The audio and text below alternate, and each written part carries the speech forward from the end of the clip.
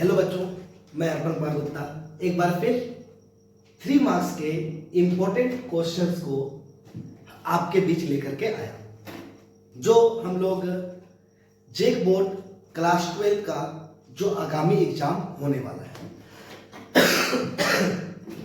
थोड़ा सा मेरा आवाज खराब हो चुका है सर्दी खांसी के कारण। पिछले 2 क्लास शायद हम नहीं अपलोड कर सके होंगे, बहुत ज़्यादा तबीयत खराब होने के कारण अभी कुछ दिनों से विगत ऐसा ही चल रहा है। खैर कोई बात नहीं है, मेरे भावनाओं को समझ सकिएगा, मेरा तबीयत कुछ सही नहीं चल रहा है, ठीक है। बट फिर भी आप लोगों के बीच आवाज फिर से थोड़ा सा बैठा हुआ नजर आएगा, समझने का प्रयास कीजिएगा। हम लोग 3 मार्क्स के इंपॉर्टेंट क्वेश्चन को पढ़ रहे हैं, जो जेक बोर्ड के क्लास 12 में जो आगामी एग्जाम है उसको लेकर के, ठीक है। और जो भी प्रॉब्लम को बताया जा रहा है वो काफी एक आसान मेथड से बताया जा रहा है। आप प्रॉब्लम को समझें और आसानी से प्रॉब्लम को सॉल्व करने का प्रयास करें, सिर्फ मेरे साथ आप बने रहें। आज जो हम लोग कंटिन्यूटी से रिलेटेड 3 मार्क्स के प्रॉब्लम को सॉल्व करने वाले हैं, जो पिछले क्लास में भी हम लोग किए थे, ठीक है। और आज के क्लास को देखने से पहले सबसे पहले कंटिन्यूटी का पिछले क्लास को देख करके आया, पूरा हर एक चीज समझ में आएगा, हर एक चीज, क्योंकि जिस तरह से हम पिछले क्लास में कंटिन्यूटी के प्रॉब्लम को बनाए थे उसी तरह से आज के क्लास में भी हम लोग बनाएंगे, ठीक है बच्चों। एकदम आसान सा मेथड, बिंदास होकर के बनाना है, ठीक है। मेथड कोई भी चेंज नहीं। चलिए बच्चों, टाइम बहुत कम है, वीडियो को देखें और मार्क्स बनाएं, और वीडियो को हमेशा लास्ट तक देखें, ठीक है। और पसंद आएगा तो लाइक शेयर जरूर करें और हमें कमेंट करके जरूर बताएं, ठीक है। चलिए, कंटिन्यूटी से रिलेटेड हम लोग नेक्स्ट प्रॉब्लम को सॉल्व करते हैं, और सॉल्व करने का तरीका हमारा सेम रहेगा। हम हिंदी में लिखेंगे और इंग्लिश में बोल देंगे, ठीक है। लिखिए। तो हम प्रॉब्लम को जब सॉल्व करने के लिए चलते हैं तो हमारे पास प्रॉब्लम क्या है, तो सबसे पहले उस प्रॉब्लम को लिखिए। Since fx is equal to since fx is equal to 3x if x is less than -3 और equal to -3, ये दोनों है। x की तरफ मुंह बंद है, यानी x is less than -3, x छोटा है -3 से। जब भी पढ़ना है तो केवल x के बारे में पढ़ना है, जब भी पढ़ना है किसके बारे में पढ़ना है, केवल x के बारे में। अगला है 7x - 1 if x is greater than -3, x जब बड़ा है -3 से। ये हमारा प्रॉब्लम है। हम लोग जिस तरह से पिछले क्लास में बनाए थे प्रॉब्लम को, हम उसी तरह से आज के क्लास को भी लेके चलेंगे सिमिलर, ठीक है बच्चों। चलिए देखिए, कहता है क्या कि जिस पॉइंट पे हमारा चेंज हो रहा है, किस पॉइंट पे चेंज हो रहा है हमारा, देखिए तो ये x -3 पे चेंज हो रहा है, यानी कि कंटिन्यूटी का जो पॉइंट होगा, जो कंटिन्यूअस है या डिसकंटिन्यूअस है, हम x -3 पे बताएंगे। किस पे बताएंगे बच्चों? x -3 पे बताएंगे कि ये कंटिन्यूअस होगा या डिसकंटिन्यूअस होगा, ठीक है। चलिए, जब हम कंटिन्यूटी चेक करते हैं तो लेफ्ट हैंड लिमिट चाहिए, राइट हैंड लिमिट चाहिए, और जिस बिंदु पर चेक करें उस पे तीनों पे हमें फलन चाहिए, फंक्शन चाहिए। ये फंक्शन पता कहां से चलेगा? यहां से। कैसे? जरा देखिए, जब लेफ्ट साइड जाएंगे तो वैल्यू कम होगा, वैल्यू कम होगा यानी x की तरफ मुंह बंद होगा। जब लेफ्ट साइड जाएंगे तो वैल्यू क्या होगा? कम होगा, यानी x की तरफ मुंह बंद होगा। और जब हम राइट साइड जाएंगे तो वैल्यू बढ़ेगा, यानी x की तरफ मुंह खुलेगा। फिर से सुनिए मेरे बात को, जब हम x का बात करेंगे, जब हम लेफ्ट साइड जाएंगे तो वैल्यू कम होगा, यानी x की तरफ मुंह बंद होगा। कंटिन्यूटी, यह देखिए कंटिन्यूटी को सॉल्व कर रहे हैं तो यहां पर देखिए इनइक्वालिटीज को देखिए, असमिका के चिन्ह को देखिए, x की तरफ मुंह बंद है, x की तरफ मुंह खुला है, तो कैसे पहचानेंगे? जब हम x, ये देखिए x, जब हम लेफ्ट साइड जाएंगे तो वैल्यू कम होगा, यानी x की तरफ मुंह बंद होगा, और जब हम राइट साइड जाएंगे तो बड़ा वैल्यू जो है वो बढ़ेगा, यानी x की तरफ मुंह खुलेगा। फिर से सुनिए, लेफ्ट साइड जाएंगे तो वैल्यू कम होगा यानी x के तरफ मुंह बंद होगा। जब राइट साइड जाएंगे तो वैल्यू बढ़ेगा यानी x के तरफ मुंह खुलेगा। ठीक है, और इक्वल टू में जहां इक्वल टू है वो देख लेंगे। डन है। तो लेफ्ट साइड मेरे साथ बोलिएगा, हमेशा किसी भी पॉइंट में चेक करना हो ना इसी तरह बोलिए। लेफ्ट साइड जा रहा है, x कम होगा यानी x के तरफ मुंह बंद होगा। तो x के तरफ मुंह बंद है, कहां है हमारे पास बताइए 3x। देखिए यही x की तरफ मुंह बंद है। राइट साइड जाएंगे तो वैल्यू बढ़ेगा यानी x के तरफ मुंह खुलेगा। x के तरफ मुंह खुला है, कहां देख लीजिए क्या लिखा हुआ है 7x - 1। समझ में आ रहा है कैसे लिख रहे हैं? लेफ्ट साइड जाएंगे तो वैल्यू कम होगा यानी x के तरफ मुंह बंद होगा। जब राइट साइड जाएंगे तो वैल्यू बढ़ेगा यानी x के तरफ मुंह खुलेगा। और x = -3 इक्वल टू -3 देखिए ये है, उसके लिए हमारा क्या ले लिया बताइए 3x इक्वल टू यही ना है, ये इक्वल टू है ना, उसके लिए क्या है हमारा 3x। आगे बच्चों पहले ये समझा क्या आया कि नहीं? तो लेफ्ट साइड जाएंगे तो लेफ्ट हैंड लिमिट के लिए फंक्शन यूज करेंगे, ये राइट साइड वाला फंक्शन राइट हैंड लिमिट के लिए यूज करेंगे, और ये हमारा x = -3 के लिए कौन यूज करेंगे 3x। ठीक है, चलिए अब लैंग्वेज हमारा सेम लिखिए। व्हेन किस पॉइंट पे चेक करना है -3 पे, तो लिखिए व्हेन x = -3, व्हेन x = -3 लिखेंगे since function fx is continuous, since function fx is continuous 8 point same language जो हम पिछले क्लास में बताए थे, same language 8 point x = -3 if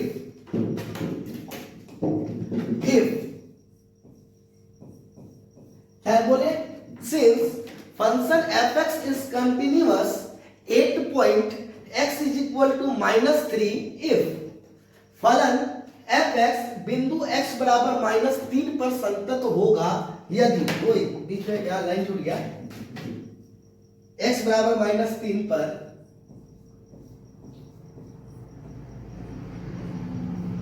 संतत होगा यदि, तो कब होगा? एकदम सेम लैंग्वेज जो पिछले क्लास में बताया वही लैंग्वेज है। कब? जब left hand limit is equal to right hand limit is equal to value of function 8 point -3 पे हम चेक कर रहे हैं तो -3 लिखेंगे, 0 पे चेक कर रहे हैं तो 0 लिखेंगे, पाई पे चेक करेंगे तो पाई लिखेंगे। क्या ये समझ आया?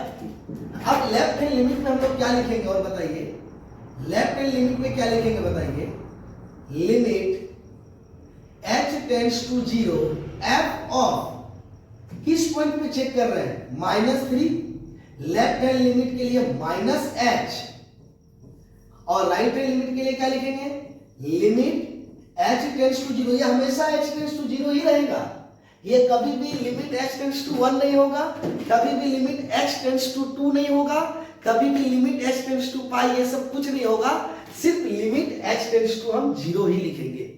क्या लिखेंगे? लिमिट h टेंड्स टू 0 ही लिखेंगे। ठीक है बच्चों, चलिए उसके बाद f ऑफ किस पॉइंट पे चेक कर रहे हैं -3 पे, और राइट हैंड लिमिट के लिए +h, लेफ्ट हैंड लिमिट के लिए -h और राइट हैंड लिमिट के लिए +h और is equal to f of -3 जो बिंदु है। ये तीनों हम लोग लिख दिए, समझे? कैसे? लेफ्ट हैंड लिमिट के लिए क्या लिखेंगे limit h tends to 0 f of जिस पॉइंट पे चेक कर रहे हैं उसमें -h, लेफ्ट हैंड लिमिट के लिए -h और राइट हैंड लिमिट के लिए +h। सिर्फ मेरे साथ ना प्रॉब्लम को आप प्रैक्टिस कीजिए, सब चीज आपको खुद ब खुद बनने लगेगा। बीच में कैलकुलेशन होता है बच्चों, वो कैलकुलेशन तो करना ही पड़ेगा यदि आप, ये बात आप समझिए। सर हम मैथ्स पढ़ रहे हैं तो मैथ्स में हमें कैलकुलेशन आना चाहिए, बट फिर भी जितना कैलकुलेशन हो सकता है हम आपको बीच रख दे रहे हैं।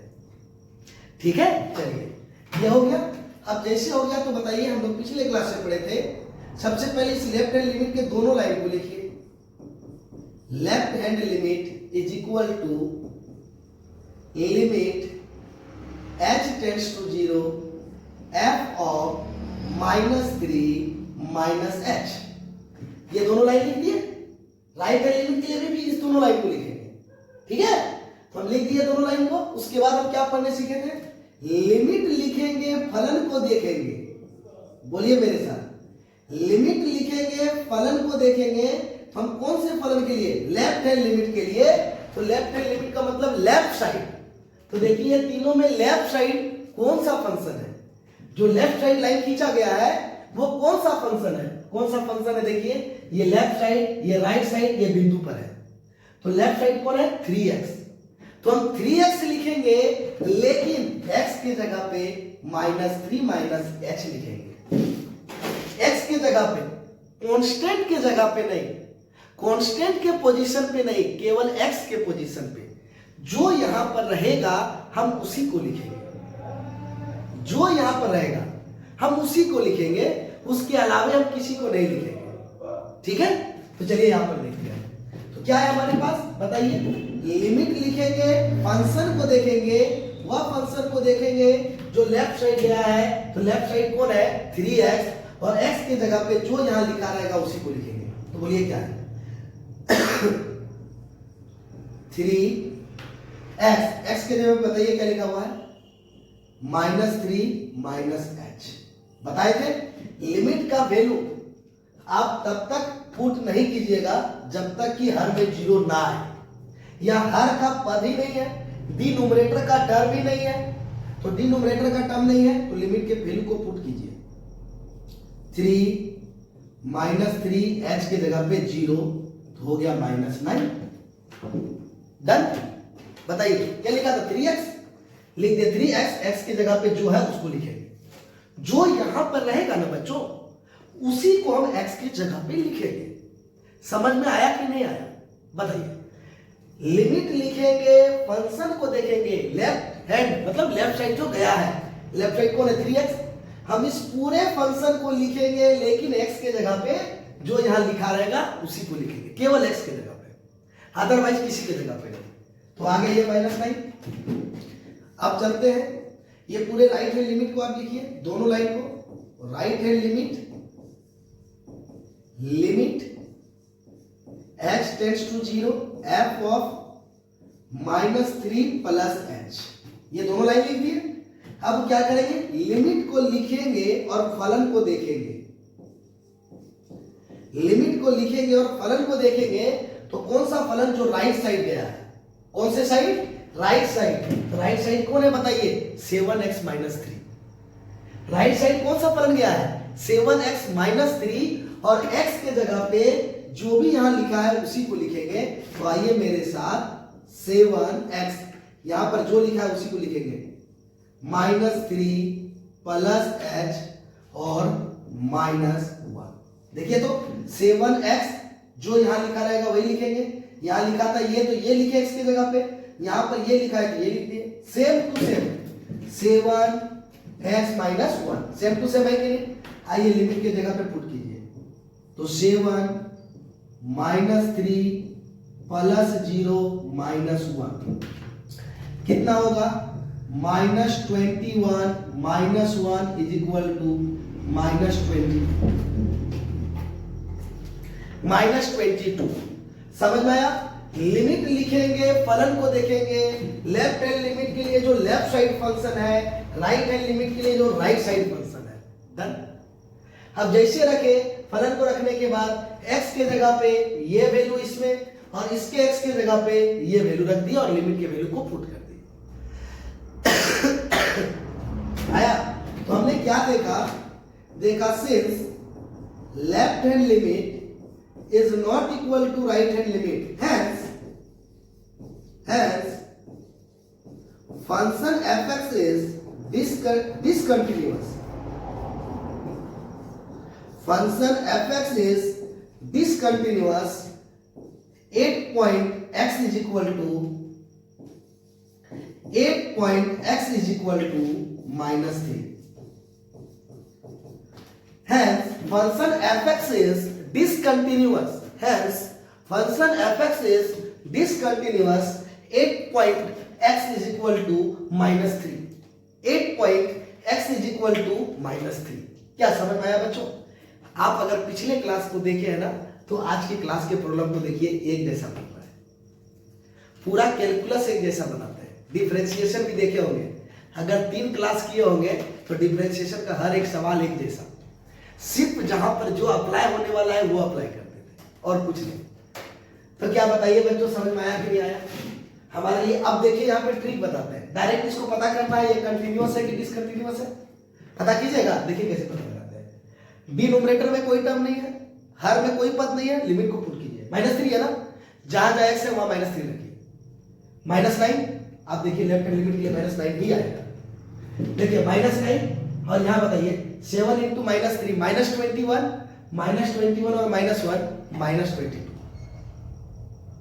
तो -9 और -22 नॉट इक्वल, इसका मतलब ये डिसकंटिन्यूअस होगा। ठीक है बच्चों, ये क्या होगा? डिसकंटिन्यूअस होगा। तो चीजें समझ में आ रही है या नहीं आ रही है बताइए? समझ में आया कि नहीं? क्या करना है, x के जगह पे जहां जहां x है वहां -3 रखिए। अगर तीनों का वैल्यू इक्वल आ गया, अगर तीनों का वैल्यू इक्वल आ गया तो ये कंटिन्यूअस होगा, और तीनों में से किसी एक का भी वैल्यू अगर इक्वल नहीं आया तो डिसकंटिन्यूअस होगा। x के जगह पे -3 रख देना है। देखिए आगे क्वेश्चन बनाएंगे, यहां भी देखिए क्या रखिए, x यहां पे पाई रखिए, तो पाई sin पाई का वैल्यू 0, sin पाई 0 और cos पाई का वैल्यू -1, तो 0 -1 यहां भी आएगा आपका, रखिए -1 तो -1 देखिए कंटिन्यूअस हुआ है। अब जो भी क्वेश्चन को देखिएगा सारे प्रॉब्लम में आप वहां देखिए, sin x बाई x जो एंगल है उसी से डिवाइड है 1, ये भी 1 सेम एंगल से साथ डिवाइड है 1, तीनों इक्वल हो गया, कंटिन्यूअस हो गया। हाँ सर 0 नहीं रखे, अरे 0 भाई इसीलिए नहीं लिखे क्योंकि डिनोमिनेटर में x है। अब जैसे x का वैल्यू यहां पुट कीजिएगा ना, नॉट डिफाइंड, लिमिट पुट ही नहीं होगा, डिनोमिनेटर में 0 तो आना ही नहीं चाहिए। तो हमारे यहां बताइए लिमिट का रूल लगा के नहीं, साइन के साथ जो एंगल है उसी से डिवाइड है, जहां रूल लगेगा वहां रूल लगा देंगे ना, समझे कि नहीं? यहां बताइए x के जगह पे -3 लगे, सेम प्रॉब्लम बनाए थे भाई, सेम प्रॉब्लम रिपीट हो गया है, चलिए कोई बात नहीं है। आइए यहां पर देखिए x के जगह पे 2 रखिए, 2 का स्क्वायर 4, 4 - 1 3, यहां बताइए 2 × 2 4, ठीक है, यहां पे माइनस, यहां आ गया तो आपका 3 और यहां आ गया 4, डिसकंटिन्यूअस। देख लीजिए भैया है, सारा प्रॉब्लम जो है आपके पास ट्रिक है, बेसिक है, ये ग्राफ के थ्रू से आप बना सकते हैं प्रॉब्लम को आसानी के साथ। चलिए अगले प्रॉब्लम की ओर चलते हैं। क्या है हमारे पास प्रॉब्लम, देखिए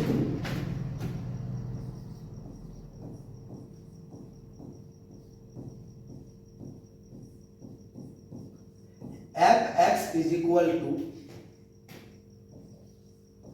x square into sin 1 by x if x is not equal to 0।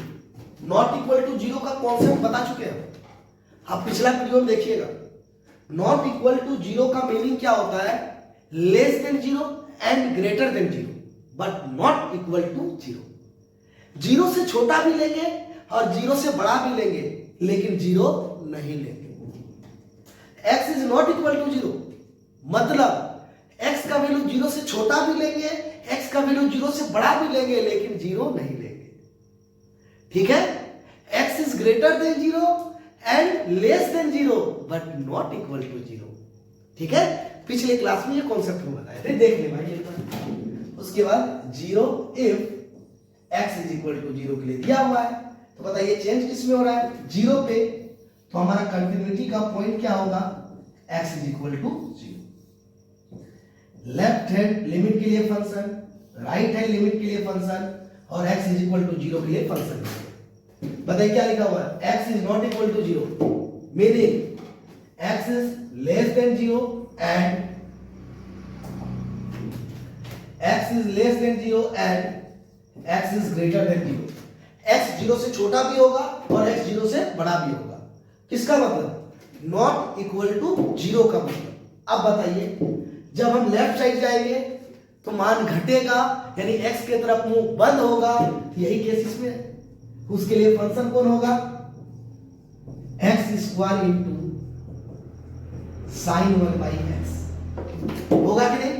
Right side जाएंगे, वैल्यू बढ़ेगा, एक्स की तरफ मुंह खुलेगा। लेफ्ट साइड गए तो मान घटा, एक्स की तरफ मुंह बंद रहा। जब लेफ्ट साइड गए तो मान घटेगा, एक्स की तरफ मुंह बंद रहेगा। तो नॉट इक्वल टू जीरो का भी मतलब वही हुआ, छोटा या बड़ा।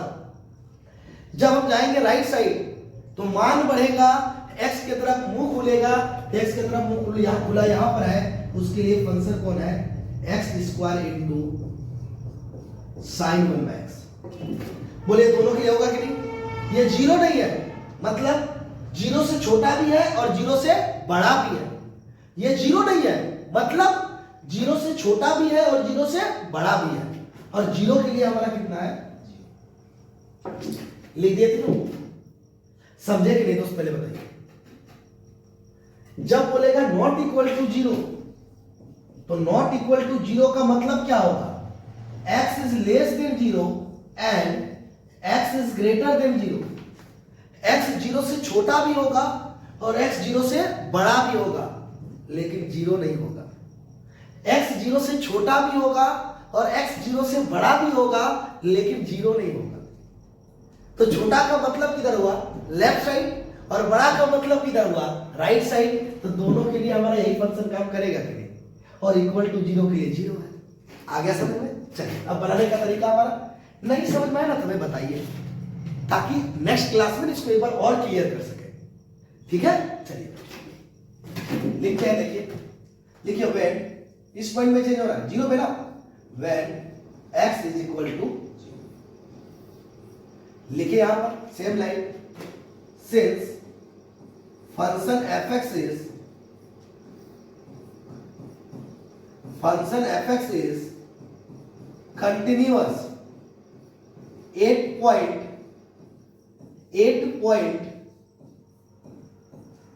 x is equal to 0, 8 point x is equal to 0 if, फिर से लिखिएगा, since function fx is continuous, since function fx is continuous 8 point x is equal to 0 if, तो क्या होगा बताइए? कब होगा? जब left hand limit is equal to right hand limit is equal to value of function 8.0, क्योंकि zero पे change हो रहा है इसलिए जीरो। पाई पे चेंज होता तो पाई लिखते, पाई बाई 2 पे चेंज होता तो पाई बाई 2 लिखते, 1 पे चेंज होता तो 1 लिखते। डन है। और लेफ्ट हैंड लिमिट के लिए अभी हम थोड़ा देर पहले बताएं, क्या लिखेंगे? Limit h tends to 0 f of, जिस पॉइंट पे चेक कर रहे हैं लेफ्ट हैंड लिमिट के लिए minus h, right hand limit के लिए limit h tends to 0 f of, जिस पॉइंट पे चेक कर रहे हैं उसके साथ plus h। Left hand limit के लिए जिस पॉइंट पे चेक कर रहे हैं उसमें माइनस h, और राइट हैंड लिमिट के लिए जिस पॉइंट पे चेक कर रहे हैं उसमें plus h is equal to f of g। आ गया बच्चों? बताइए आया या नहीं आया? अब जैसे आ गया तो बताइए, यहां से एक एक करके इस दोनों लाइन को पहले लिखेंगे। Left hand limit is equal to limit h tends to 0 f of 0 minus h। हमने दोनों लाइन को लिख दिया, लिखा कि नहीं लिखा बच्चों?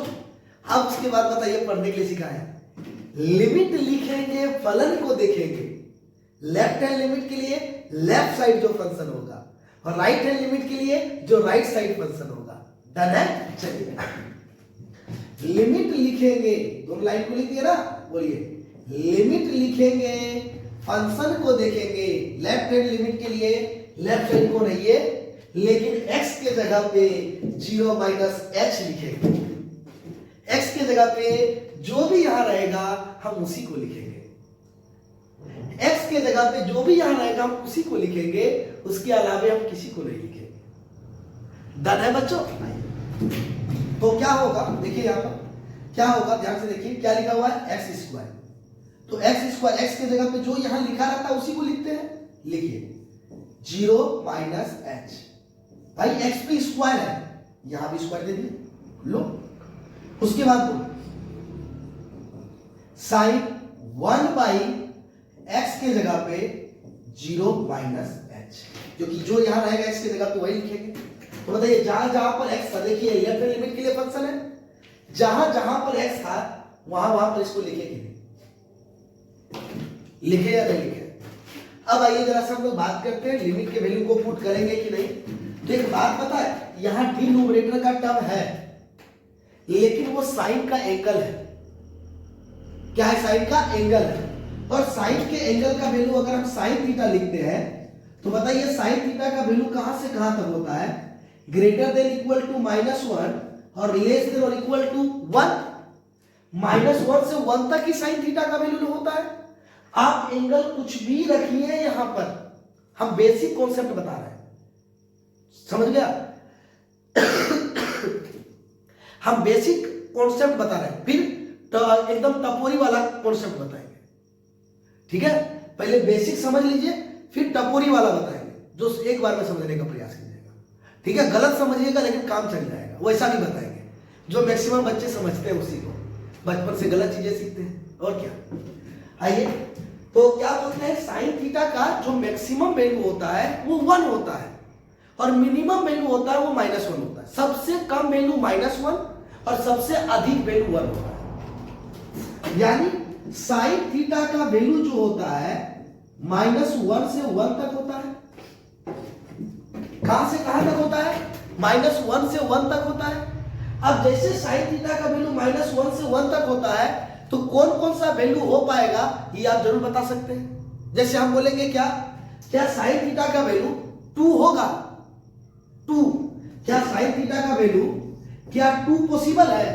तो हम देखेंगे साइन थीटा का वैल्यू -1 से 1 के बीच में क्या 2 आता है? नहीं आता है, यानी 2 पॉसिबल नहीं है। लेकिन अगर हम तुमसे पूछे 1/2 आएगा तो आप क्या बोलेगा बच्चों? -1 से 1 के बीच में 0.5 आता है, यानी ये पॉसिबल है।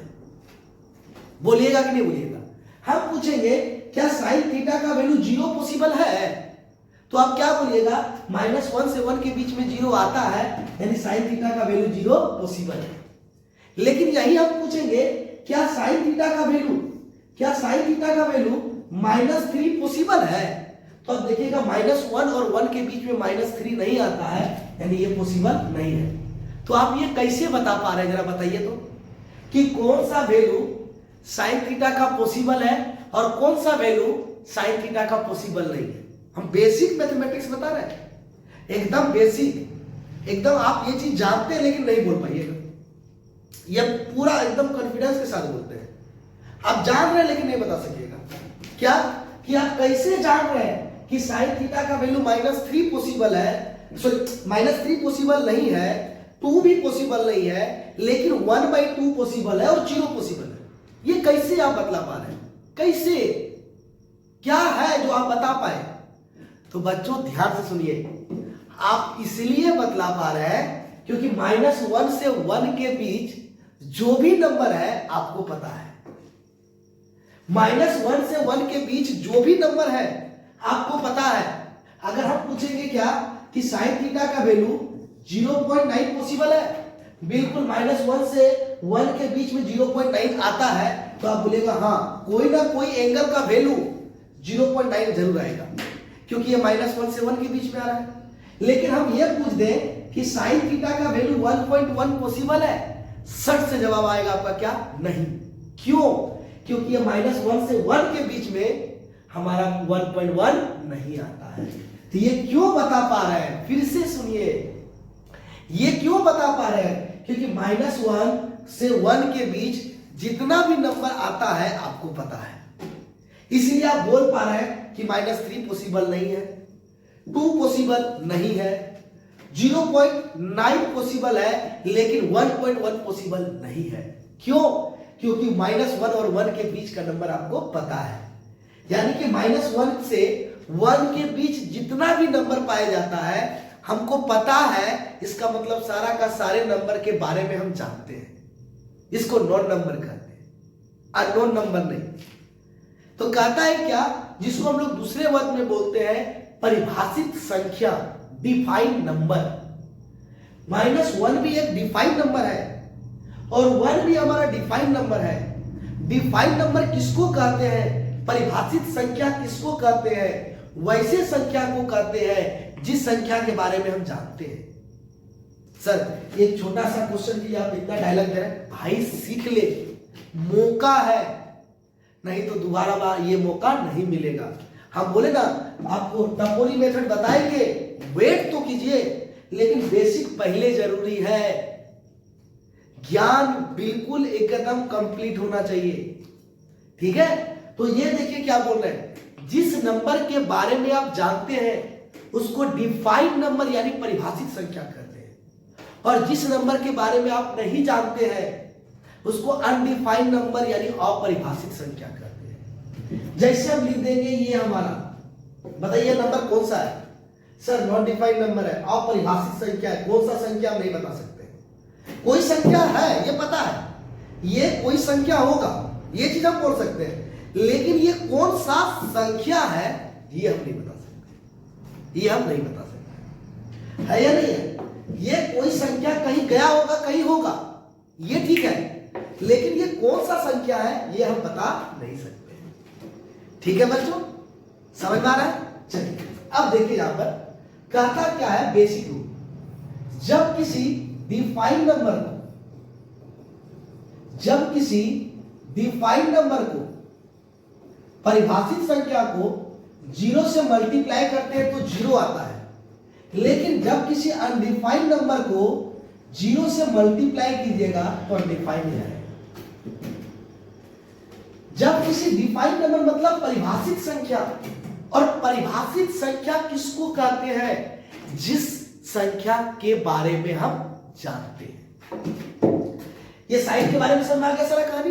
अब फिर से सुनिए, डिफाइंड नंबर हम किसको कहते हैं, जिस संख्या के बारे में हम जानते हैं, जिस संख्या के बारे में हम जानते हैं उसको डिफाइंड नंबर कहते हैं, परिभाषित संख्या कहते हैं। और जब किसी परिभाषित संख्या को 0 से आप मल्टीप्लाई करते हैं ना तो 0 आता है, लेकिन नॉट डिफाइंड नंबर को अगर आप 0 से मल्टीप्लाई करते हैं ना तो वो नॉट डिफाइंड आता है।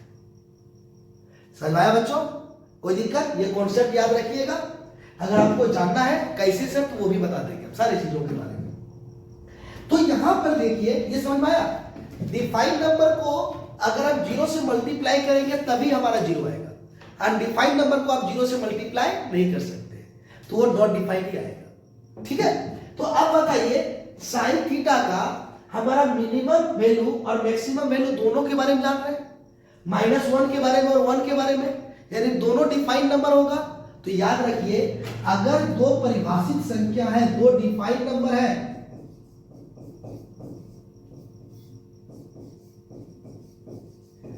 अगर दो डिफाइंड नंबर है,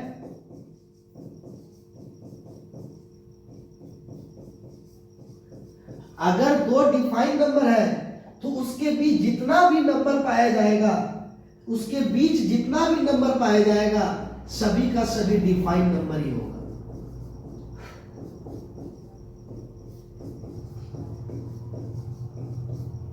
उसके बीच जितना भी नंबर पाया जाएगा डिफाइंड नंबर ही होगा। अभी आपको एग्जांपल बताए, -1 से 1 के बीच में हम बोले क्या -3 पॉसिबल है, तो आप बोले नहीं। क्यों? क्योंकि -1 और 1 के बीच में आपको नंबर पता है -3 नहीं आता है। फिर पूछे क्या 2 पॉसिबल है, तो आप बोले नहीं, -1 और 1 के बीच में 2 नहीं आ सकता है। क्यों? क्योंकि -1 और 1 के बीच में सारा नंबर पता है कि 2 नहीं आता है। क्या 1/2 पॉसिबल है, 0.5? आप बोले हाँ। क्यों? -1 और 1 के बीच में आपको नंबर पता है कि 0.5 आता है, इसीलिए बोले कि हाँ 1/2 पॉसिबल है। फिर हम बोले क्या इस -1 से 1 के बीच 0 आता है, तो आप बोले हाँ आता है। क्यों बोले? क्योंकि -1 और 1 के बीच सारा संख्या आपको पता है, इसीलिए बोले 0 आता है। तो इसीलिए हम बोले कि दो डिफाइंड नंबर के बीच जितने भी नंबर पाए जाते हैं, दो डिफाइंड नंबर के बीच जितने भी नंबर पाए जाते हैं सभी का सभी डिफाइंड नंबर होते हैं। सभी का सभी क्या होते हैं बच्चों? डिफाइंड नंबर होते हैं। फिर से मेरे बात को सुनिए, दो डिफाइंड नंबर के बीच जितने भी नंबर पाए जाते हैं वो सभी का सभी डिफाइंड नंबर होते हैं, और डिफाइंड नंबर को जब जीरो से मल्टीप्लाई कीजिएगा तो जीरो होगा, और साइन थीटा का सबसे कम मान -1 होता है और सबसे अधिक मान 1 होता है। यानी साइन थीटा का मान कभी भी नॉट डिफाइंड नहीं होता है, हमेशा डिफाइंड होता है। क्यों? क्योंकि साइन थीटा का हमेशा, देखिए साइन थीटा का मिनिमम वैल्यू -1 एक डिफाइंड नंबर है, मैक्सिमम वैल्यू 1 ये भी डिफाइंड नंबर है, तो -1 और 1 दोनों डिफाइंड हो गया, तो इसके बीच जितना भी नंबर पाया जाएगा सभी डिफाइंड होगा कि नहीं? होगा कि नहीं? यानी साइन के साथ एंगल कुछ भी ले लीजिए, साइन के साथ एंगल कुछ भी ले लीजिए, इस साइन थीटा का वैल्यू आपका हमेशा डिफाइंड वैल्यू होगा, परिभाषित संख्या होगा, हमेशा क्या होगा? परिभाषित संख्या होगा। साइन थीटा, देखिए हम एक छोटा सा साइन थीटा को इतना एक्सप्लेन कर, इस तरह बहुत सारा एक्सप्लेन कर सकते हैं, लेकिन जो अभी एग्जाम का समय हमें फोकस उस पर करना है। साइन थीटा का केवल परिभाषित मान ही संभव है, अपरिभाषित मान संभव नहीं है। केवल डिफाइंड वैल्यू पॉसिबल है, नॉट डिफाइंड वैल्यू पॉसिबल नहीं है। क्यों? क्योंकि देखो भाई, साइन थीटा का मिनिमम वैल्यू -1, मैक्सिमम वैल्यू 1, -1 भी डिफाइंड नंबर, 1 भी डिफाइंड नंबर, तो इसके बीच जो भी पाया जाएगा वो हो गया डिफाइंड नंबर। चाहे आप साइन थीटा का कुछ भी एंगल, आप नॉट इंफिनिटी ले लीजिए एंगल, क्या ले लीजिए? इंफिनिटी, कोई तो एंगल होगा ना भाई, लेकिन उसका वैल्यू -1 से 1 के बीच ही होगा। और आपको कहा जाता है क्या कि जीरो को किसी के साथ मल्टीप्लाई कीजिए तो जीरो होगा, बिल्कुल गलत सीखते हैं आप। जीरो को डिफाइंड नंबर के साथ मल्टीप्लाई कीजिएगा तो ही जीरो होगा। अगर जीरो को अनडिफाइंड नंबर से अगर मल्टीप्लाई कीजिएगा तो वो हमारा नॉट डिफाइंड होगा। सुने बच्चों, जीरो को केवल परिभाषित संख्या के साथ गुना कीजिएगा तो ही जीरो होगा, अगर अपरिभाषित संख्या के साथ गुना कीजिएगा तो अपरिभाषित होगा। याद रखिएगा इस बात को। तो चलिए, हम इतना सारा चीजें अगर आपको समझ में आ गया होगा सारी बातें, तो हमें जरूर बताइएगा, ठीक है, कमेंट में। तो साइन थीटा का सबसे कम मान -1 होता है और सबसे अधिक मान 1 होता है। -1 भी डिफाइंड नंबर, 1 भी डिफाइंड नंबर, तो उसके बीच सारा का सारा नंबर डिफाइंड होगा। यानी क्या? साइन के साथ एंगल कुछ भी रख दे, साइन के साथ अगर एंगल कुछ भी रख दे तो एक डिफाइंड वैल्यू देगा, यानी परिभाषित संख्या देगा। साइन के साथ कोई भी एंगल, चाहे आप वो एंगल जानते हैं या नहीं जानते हैं, तो आप डायरेक्ट बोलिएगा साइन के साथ कोई भी एंगल अगर हम रख दें, साइन के साथ आपको जो भी एंगल रखिए उसका वैल्यू किसके बीच होगा? -1 से 1 के बीच होगा। किसके बीच होगा? -1 से 1 के बीच होगा। डन है? चाहे आपको जो एंगल रखने का मन, जो रखना है रखिए, इससे बाहर जाने वाला नहीं है। रीजन बताइए? क्योंकि साइन थीटा का मिनिमम वैल्यू -1 होता है और मैक्सिमम वैल्यू 1 होता है। ठीक, चलिए अब यहां पर आते हैं अपने कॉन्सेप्ट की ओर। तो आइए, अब देखिए, ये हमारा हर में जीरो आ रहा है, लिमिट पुट करेंगे तो देखिए डिनोमिनेटर में जीरो आएगा, h का वैल्यू 0, 0 - 0 0। लेकिन सबसे अच्छी बात क्या है कि ये साइन के साथ ये टर्म एंगल में है, साइन के साथ ये किस में है? एंगल में है। और एंगल में रहने के बाद हम जानते हैं साइन के साथ कुछ भी एंगल रहे उसका वैल्यू हमारा -1 से 1 तक होगा कि नहीं? तो चलिए एंगल में तो लिमिट का वैल्यू पुट कीजिए, 0 - 0 का स्क्वायर इनटू साइन 1 / 0 - 0। तो क्या होगा बताइए? 0 - 0 का स्क्वायर 0 इनटू साइन इन्फिनिटी। अब यहां पर देखिए क्या बोलते हैं, टपोरी नियम किसको बोलते हैं? बहुत सारे आपको सिखाएंगे इसी तरह से, तो सीखते हैं। 0 के साथ किसी को भी मल्टीप्लाई करें 0 हो जाता है, एक रात से समझ गया होगा। 0 को किसी के साथ मल्टीप्लाई करें तो 0 होता है, आप तो रात से समझ गए ना, लिख दिया हमने 0, आपको शरीर पर क्यों डाला हमने? अब भी ये बात, इसको टपोरी नियम कहते हैं दोस्तों। ये कॉन्सेप्ट नहीं हुआ आपको कि जीरो को किसी के साथ गुना करें तो जीरो होता है, जीरो को डिफाइंड नंबर के साथ गुना करते हैं तो जीरो होता है। तो ये साइन इंफिनिटी डिफाइंड नंबर है या नहीं है, आप पहले बताइए।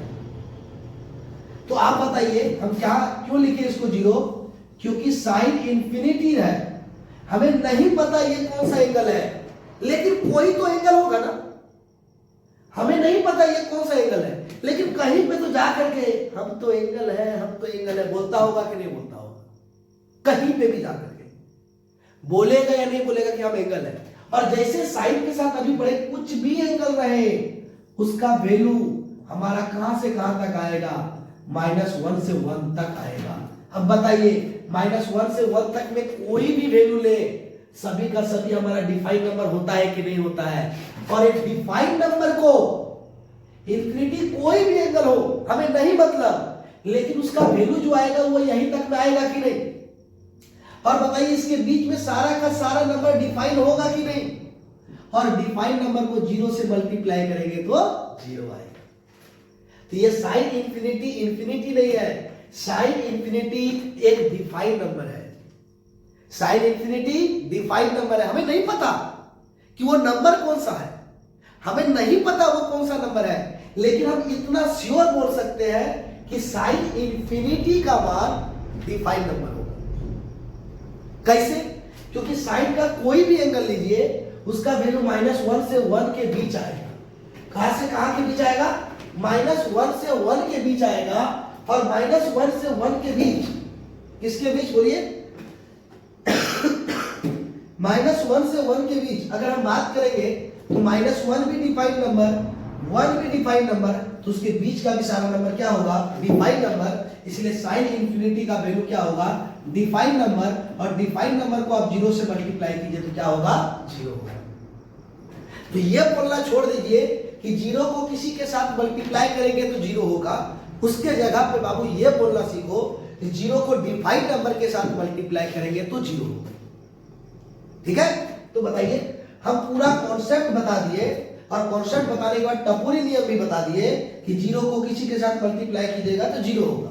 आपको टपोरी नियम समझ में आए या बेसिक नियम समझ में आए, सब समझ आपको सब बता दिया। लेकिन मेरे अकॉर्डिंग चलिएगा तो ये बोलिए, जीरो को डिफाइंड नंबर के साथ मल्टीप्लाई कीजिएगा तो जीरो होगा। अब तुमसे कोई पूछे साइन इंफिनिटी डिफाइंड नंबर कैसे होगा, तो बताइएगा साइन का हम कोई भी एंगल ले ले, उसका वैल्यू -1 से 1 तक होगा। -1 भी डिफाइंड नंबर, 1 भी डिफाइंड नंबर, तो उसके बीच सारा नंबर डिफाइंड होगा। इसीलिए इंफिनिटी कौन सा एंगल है पता नहीं, लेकिन साइन इंफिनिटी का मान -1 से 1 तक ही कुछ होगा, लेकिन वो डिफाइंड होगा। जो भी नंबर होगा वो क्या होगा? डिफाइंड नंबर होगा। इसलिए जीरो को हम डिफाइंड नंबर के साथ मल्टीप्लाई किए तो क्या हो गया? जीरो। ठीक है बच्चों, चलिए समझ में आ गया। अब जो समझिएगा, जीरो को किसी के साथ गुना किए तो जीरो, वो बोलिए साइन इंफिनिटी का मान -1 से 1 तक ही कुछ होगा, तो ये जीरो को डिफाइंड नंबर के साथ मल्टीप्लाई किया तो जीरो, जो आपको बोलना है। ठीक है, चलिए लिखिए। अब राइट हैंड लिमिट के लिए दोनों लाइन लिख दीजिए। हम सारा चीज आपको बता दे रहे हैं। हाँ? आपको जो चीज बेहतर समझ में आए उसी चीज को समझ लेंगे। हम सारी चीजों को, कॉन्सेप्ट को ही क्लियर कर रहे हैं। जितना भी कॉन्सेप्ट है हम उस कॉन्सेप्ट को ही क्लियर कर देते हैं। आप उसके बाद समझते रहिए, क्योंकि जब किसी को पढ़ाइएगा बच्चों, आप तो गलत तो नहीं पढ़ाइएगा, सही तो एटलीस्ट पढ़ाइएगा ना। ये तो नहीं बोलिएगा जीरो को किसी के साथ मल्टीप्लाई किया तो जीरो हो गया। जीरो को डिफाइंड नंबर के साथ मल्टीप्लाई करेंगे तो ही जीरो होगा, अदरवाइज जीरो नहीं होगा। तो बोलिए राइट हैंड लिमिट के लिए दोनों लाइन लिख दिए। अब लिखने के बाद बोलिए बच्चों क्या करेंगे? लिमिट लिखेंगे, फलन को देखेंगे। बोले क्या बोले? लिमिट लिखेंगे और फलन को देखेंगे, तो राइट हैंड लिमिट को देखेंगे। राइट हैंड लिमिट के लिए बोलिए क्या है हमारे पास? बताइए क्या है हमारे पास? जैसे x² इंटू साइन 1/x, और x की जगह पे 0 प्लस h लिखिए, क्योंकि यहाँ पर 0 प्लस h है, तो लिखिए 0 प्लस h का whole square into sine 1/0 plus h। लिख दिए? बोलिए क्या लिखे बताइए? लिमिट लिखेंगे, फलन को देखेंगे तो राइट हैंड लिमिट के लिए कौन सा फलन है हमारा? X square into sign 1/x, और जहां x दिखेगा वहां 0 प्लस h रखेगा। जहां x दिखेगा वहां पर 0 प्लस h लिखा है तो 0 प्लस h लिखेंगे। अब आइए लिमिट का वैल्यू जब पुट करने जाएंगे तो यहां देखिए तो डिनोमिनेटर में h दिख रहा है। अब जैसे h का वैल्यू 0 रखिएगा, जैसे h का वैल्यू 0 रखिएगा तो बोलिए डिनोमिनेटर में 0 आएगा कि नहीं? लेकिन खुशी का बात है कि ये साइन के एंगल में आएगा। किसके एंगल में आएगा? साइन के एंगल में आएगा।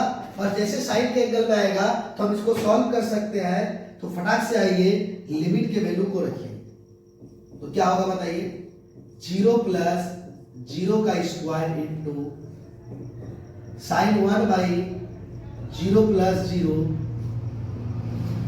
0 into sine 1/0, 0 into sine infinity is equal to 0। देखिए अभी पढ़े थे, अरे किसी भी नंबर को 0 से अगर डिवाइड करोगे तो नॉट डिफाइंड। बताइए अभी पढ़े थे कि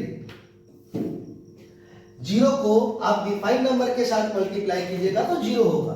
क्यों? क्योंकि साइन इंफिनिटी में एंगल हमारा नॉट डिफाइंड है, लेकिन पूरा देखिए तो साइन एंगल है, वो साइन का क्या है? वो एंगल। और साइन का मैक्सिमम और मिनिमम वैल्यू फिक्स है -1 to 1, -1 भी डिफाइंड नंबर, 1 भी डिफाइंड नंबर, तो उसके बीच जितना भी नंबर पाया जाएगा वो सारा का सारा डिफाइंड नंबर। अब आते हैं अगला एफ ऑफ, किस पॉइंट पे बात करेंगे हम लोग? 0 पे, एफ ऑफ 0 पे। आइए डायरेक्ट यहाँ क्या देखेंगे? फंक्शन। तो 0 पे फंक्शन हमारा क्या है जरा बताइए? ऑलरेडी 0 है, हम x के जगह पे 0 पुट करते हैं, लेकिन यहाँ x है, ये x के जगह पे पुट होगा बच्चों, x के जगह पे, x के जगह पे।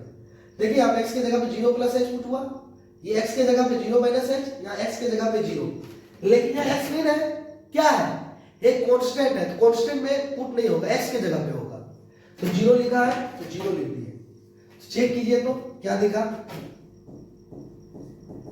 Left hand limit is equal to right hand limit is equal to value of function 8.0।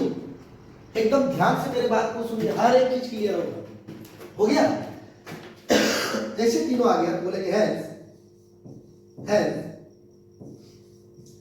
Function fx is continuous,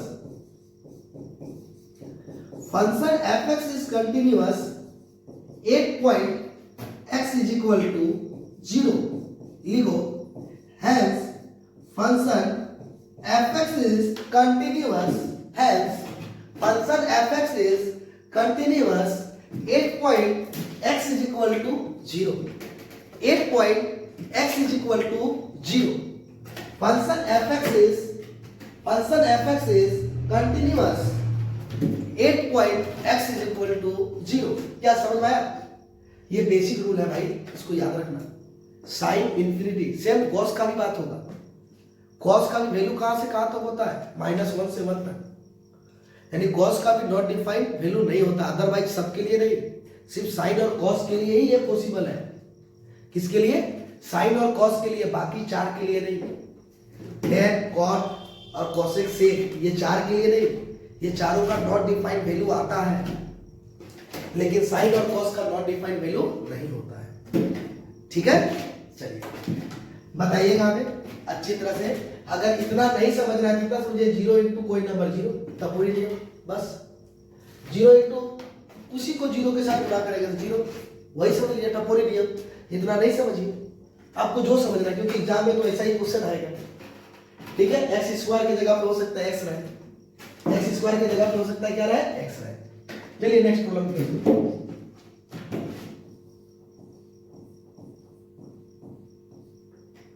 बोलिए हमारे पास फंक्शन क्या है? F x is equal to mod x by x if, अच्छा फिर not equal to 0 दिया है ना, तो नॉट इक्वल टू 0 का मतलब लेस देन 0, ग्रेटर देन 0, 0 से छोटा और 0 से बड़ा दोनों होगा, लेकिन 0 के इक्वल नहीं होगा। और अगला दिया हुआ है 0 if x is equal to 0। किस में चेंज हो रहा है? 0 पे। अच्छा, इसका भी डायरेक्ट आंसर आपको जानना है, इसका भी डायरेक्ट आंसर, इसका देखिए इस ग्राफ के थ्रू 0 इंटू बोलिए 1/0 नॉट डिफाइंड, तो डिफाइंड नंबर तो साइन देगा ना, साइन का कुछ भी रहेगा, इसका डिफाइंड नंबर है और 0 से गुना होगा तो 0 होगा, साइन के साथ कुछ भी एंगल रहा है डिफाइंड नंबर है और 0 क्यों रख रहे हैं, यहाँ कि x बराबर 0 पे चेक कर रहे हैं, तो x बराबर 0 जहां जहां x है वहां 0 रखो, 0 साइन जो भी एंगल रहा है डिफाइंड वैल्यू देगा, तो 0 into defined number 0, 0 into defined number 0 और ये ऑलरेडी 0 है, तीनों इक्वल हो गया कंटिन्यूअस, हो गया कंटिन्यूअस, यही तरीका।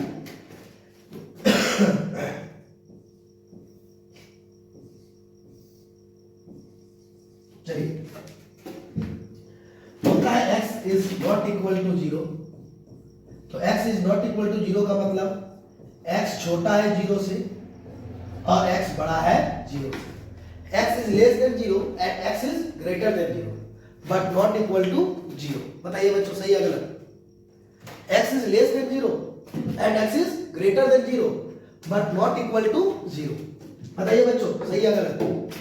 यहां बोला not equal to 0, बताइए less than 0 greater than 0, बताइए not equal to 0 का मतलब 0 से छोटा भी होगा 0 से बड़ा भी होगा, less than 0 और greater than 0 दोनों के लिए काम करेगा कौन, mod x by x, mod x by x। Clear है बच्चों? बताइए mod x by x ये हमारा दोनों के लिए काम किया, क्यों? क्योंकि नॉट इक्वल टू 0 दिया है और नॉट इक्वल टू 0 का मतलब less than 0 greater than 0 but not equal to 0, less than 0 greater than 0 but not equal to 0, ये दोनों के लिए काम कर रहा है और इक्वल टू 0 के लिए कितना दिया हुआ है 0। क्या आया समझ में कि नहीं आया? आया समझ में कि नहीं आया? आ गया ना? चलिए लिखिए भाई, when x is equal to 0, when x is equal to 0 since function fx is continuous 8 point x is equal to 0, if function fx is continuous 8 point x is equal to 0, if फिर से बोलिए, function fx is continuous at x is equal to 8 point x is equal to 0 if function fx is continuous 8 point x is equal to 0 if, तो बताइए कब? जब left hand limit is equal to right hand limit is equal to value of function at the point 0। Left hand limit का meaning बताइए, limit h tends to 0 f of जिस point पे check कर रहे हैं उसमें minus h, limit h tends to 0 f of जिस point पे चेक कर रहे हैं उसमें प्लस h और f ऑफ 0। बताइए सही है? लेफ्ट हैंड लिमिट में जिस पॉइंट पे चेक कर रहे हैं उसमें माइनस h और राइट हैंड लिमिट में जिस पॉइंट पे चेक कर रहे हैं उसमें प्लस h। चलिए बच्चों फटाक से, सेम प्रोसेस, कैलकुलेशन सिर्फ अलग, बाकी same process. Left hand limit के दोनों लाइन को लिखिए,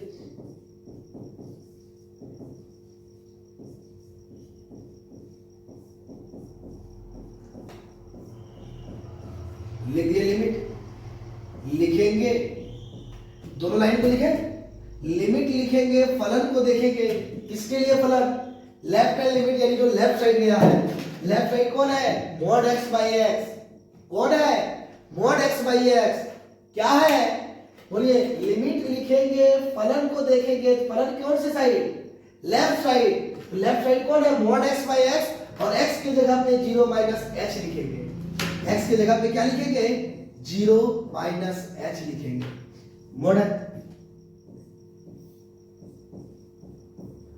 अब यहां पर आप लिमिट का वैल्यू अभी पुट नहीं कर सकते, आप हमेशा गलती करते हैं यहां पे लिमिट के वैल्यू को पुट करके, क्यों? क्योंकि यहां पर कोई साइन कॉस नहीं है, तो आप ध्यान दें यहां पर जैसे ही h का वैल्यू देखिए डिनोमिनेटर का टर्म दिख रहा है, अब जैसे ही यहाँ पर h का वैल्यू पुट कीजिएगा 0, तो 0 माइनस 0 हर डिनोमिनेटर में 0 आ जाएगा, और जहां डिनोमिनेटर में हर में 0 आया तो वो नॉट डिफाइन हो जाता है। डिनोमिनेटर में अगर 0 आता है तो हम लिमिट का वैल्यू पुट नहीं करते हैं।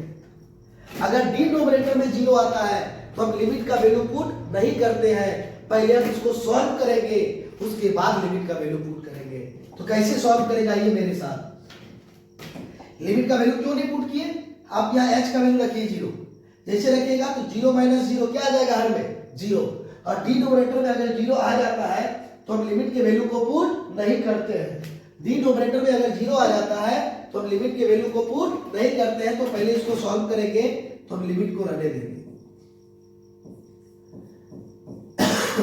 0 minus h mod of minus h, अभी भी नहीं पुट करेंगे, देखिए अभी भी हर में 0 आएगा। बोल दिए हालत खराब हो रहा है। मॉड h देख बोलिए, h के अंदर नेगेटिव है, मॉड है, सॉरी मॉड के अंदर नेगेटिव है, बाहर निकलेगा प्लस होगा, लेकिन यहां मॉड नहीं है, माइनस h का h होगा। बोलिए h और ये h कैंसिल, तो बताइए यहां से अभी भी लिमिट का वैल्यू पुट नहीं होगा। अभी लिखेंगे लिमिट h टेंड्स टू 0, क्या बचा है माइनस, पूरा कैंसिल हो गया, क्या बचा है -1। बोलिए ये मोड है ना, माइनस h क्या हो गया प्लस h, ये मोड नहीं है, माइनस h का माइनस h कैंसिल, तो क्या बचा -1 बचा के। अब लिमिट का वैल्यू को पुट कीजिए, अब लिमिट के वैल्यू को पुट कीजिए, तो भाई लिमिट का वैल्यू वही पुट होगा जहां h रहेगा। या h है बताइए, या h है, या h ही नहीं है तो लिमिट कहां से पुट होगा, इसका वैल्यू डायरेक्ट क्या होगा -1। समझ में आया। यहां लिमिट का वैल्यू हम क्यों नहीं पुट किए, क्योंकि जैसे h का वैल्यू 0 रख रहे हैं तो 0 माइनस 0 डिनोमिनेटर में 0 आ जा रहा है, हर में 0 आ जा रहा है, और हर में 0 आ गया तो नॉट डिफाइंड, अपरिभाषित हो गया, तब हम लिमिट का वैल्यू पुट नहीं करेंगे। जब तक आपको लिमिट का वैल्यू पुट करने के बाद एक डिफाइंड नंबर, परिभाषित संख्या, जो संख्या को हम जानते हैं वो संख्या नहीं मिलेगा, तब तक हम लिमिट के वैल्यू को पुट नहीं कर सकते। जब तक हम लिमिट का वैल्यू तब तक हम लिमिट का वैल्यू पुट नहीं करेंगे, तब तक हम लिमिट का वैल्यू पुट नहीं करेंगे जब तक कि एक डिफाइंड नंबर हमें ना मिल जाए। डिफाइंड नंबर का मतलब परिभाषित संख्या, और परिभाषित संख्या का मतलब जिस संख्या को हम जानते हैं। लेकिन यहां बताइए डिनोमिनेटर में 0 आ जा रहा था, यानी अपरिभाषित, और अपरिभाषित नॉट डिफाइंड नंबर को हम नहीं जानते हैं, नॉट डिफाइंड नंबर को हम नहीं जानते हैं। इसीलिए हम लिमिट के वैल्यू को यहां पुट नहीं किए, यहां भी पुट नहीं किए, यहां कट गया, उसके बाद लिमिट के वैल्यू को पुट करना चाहे, लेकिन आ गया विदाउट h का फंक्शन, जिसको हम लोग कांस्टेंट बोलते हैं, तो यहां लिमिट का वैल्यू भी बेचारा पुट नहीं हो पाया। कोई दिक्कत नहीं है, जहां h रहेगा वही लिमिट का वैल्यू पुट होगा। चलिए राइट हैंड लिमिट के लिए दोनों लाइन लिखिए।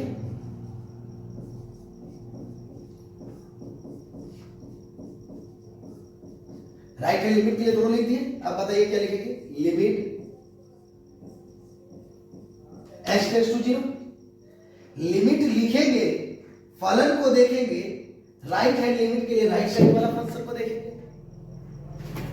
लिमिट लिखेंगे, फंक्शन को देखेंगे, तो राइट हैंड के लिए राइट साइड वाला फंक्शन होगा, उसको लिखेंगे, लेकिन x की जगह पे हम 0 प्लस h लिखेंगे। जो यहां पर रहेगा वही x के जगह पे लिखाएगा, तो बोलिए क्या है x के जगह पे 0 प्लस h नोट के साथ है बाई 0 प्लस h लिख दिए। अब देखिए फिर से आप लिमिट का वैल्यू अभी पुट नहीं कर सकते। क्यों नहीं पुट कर सकते हैं, आप h का वैल्यू रखिए डिनोमिनेटर में, तो 0 प्लस 0 क्या आ जाएगा 0, और डिनोमिनेटर में अगर 0 आता है नॉट डिफाइंड, अपरिभाषित संख्या, जिस संख्या को हम नहीं जानते हैं। और जब तक हम किसी संख्या के बारे में नहीं जानते हैं, हम लिमिट का वैल्यू पुट नहीं करेंगे। तब इसको सॉल्व करेंगे। तो आइए सॉल्व कीजिए। Limit h tends to 0 mod 0 plus h h 0 plus h h। अभी भी नहीं पुट करेंगे क्योंकि डिनोमिनेटर में 0 आ जाएगा। फिर बोलिए सर्दी काफी परेशान कर दिया। मॉड h से बाहर होगा तो h बाई h कैंसिल हो गया। तो बताइए क्या होगा। Limit h tends to 0 cancel हो गया 1, कैंसिल हो गया क्या हो गया 1। अब सिंपल सा बात है, क्या बात है, ये जो 1 है ये हमारा कांस्टेंट है, विदाउट h का टर्म है, और लिमिट वही पुट होगा जहां h रहेगा। या h है नहीं है, 1 का 1 आ जाएगा। तो क्या दिख रहा है जरा दिखाओ तो, दिखाओ तो। Left hand limit is not equal to right hand limit. -1 और 1 इक्वल नहीं है। Left hand limit is not equal to right hand limit, hence function fx is discontinuous. Hence function fx is discontinuous 8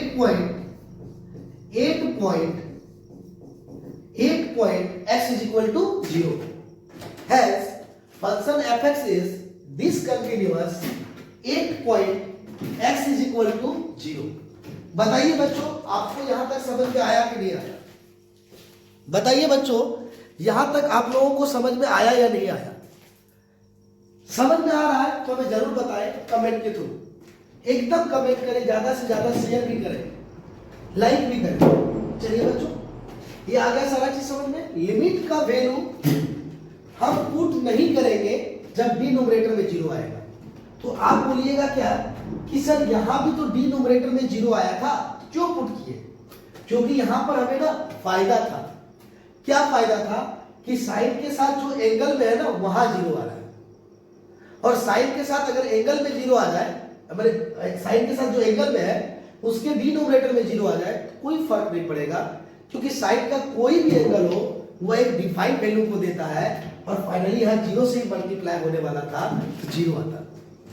ठीक, लेकिन अब यहां पे पुट नहीं कर सकते हैं क्योंकि यहां पे नहीं होगा 0, ये डायरेक्ट नॉट डिफाइंड हो जाएगा। डायरेक्ट क्या हो जाएगा यहां पर? Not defined. तो पहले हम उसको सॉल्व करेंगे, और सॉल्व करने के बाद फिर हम उसको बनाएंगे। तो कंटिन्यूटी के हम लोग अच्छे सारे प्रॉब्लम को अभी तक हम लोग देख रहे हैं और देख करके बना रहे हैं, और बनाने के बाद हम लोग का एक और क्लास चलेगा। बनाने के बाद कंटिन्यूटी का एक और क्लास हम लोगों के बीच में चलेगा, एक और क्लास चलेगा कंटिन्यूटी का, और उसके बाद 3 मार्क्स का कंटिन्यूटी।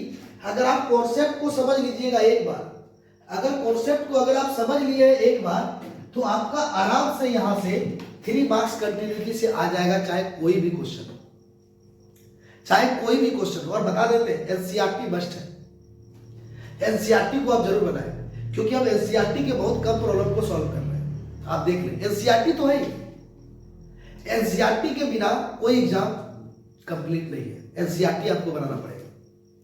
बाकी कॉन्सेप्ट तो हम बता ही रहे हैं, और काफी ज्यादा उसमें प्रैक्टिस भी कर रहे हैं।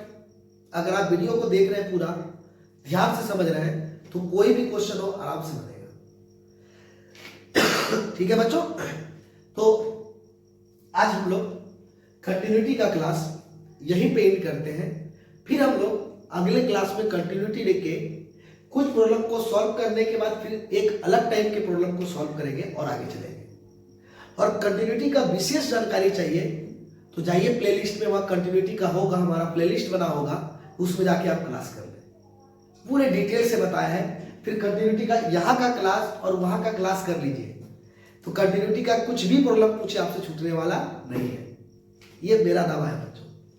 ठीक है, तो चलिए बच्चों, अगर आप लोगों को समझ में आ रहा है तो जरूर कमेंट करें, लाइक करें, शेयर करें। फिर मिलेंगे हम लोग अगले क्लास में, तब तक बने रहें। धन्यवाद।